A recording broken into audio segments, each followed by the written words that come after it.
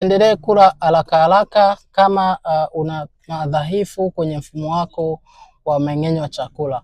Unapokuwa unatengeneza utaratibu wa kula chakula haraka haraka, ni kwamba tumbo lako unakuwa umelipa uwezo wa kuwa linakusanya hewa.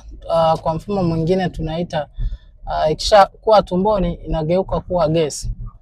Kwa hiyo usile haraka haraka, kula chakula taratibu ili usije ukakumbana na tumbo kuwa linavimba, ukawa unajisikia vibaya.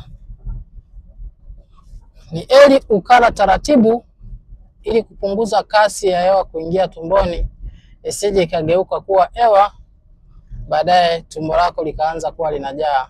Kwa nini hewa inaweza ikaingia tumboni unapokuwa unakula chakula haraka haraka?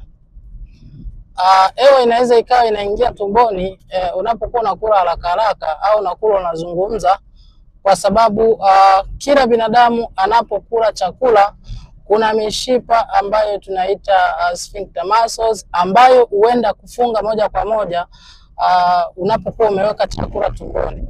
Lakini inapokuwa imekuwa dhaifu na huku umekula unazungumza, chakula kinapoingia kinaingia na hewa, baadaye hewa ile ugeuka kuwa gesi. Ikisha ingia tumboni, sio gesi ya kupikia, ni gesi ambayo utaipata kutokana na mfumo wa mmeng'enyo wa chakula kuwa dhaifu. Kumbuka, afya ni maarifa. Usiache kuendelea kujifunza, kwa sababu itakuwa ni rahisi kuepuka vitu vidogo vidogo kama hivi ambavyo havikuhitaji kuwa na pesa, havihitaji kuwa na kiasi chochote cha pesa, ila inakuhitaji kupata elimu kidogo ikusaidie. Usiache kushare video hii, unaweza ukamgusa mtu mmoja. Usiache kulike video hii, usiache kuacha comment hapa kama una swali. Kuna chochote kitu ambacho unahitaji kukifahamu, andika kwenye comment hapa. Follow account hii, share account hii. Kumbuka, afya ni maarifa. Usiache kujifunza.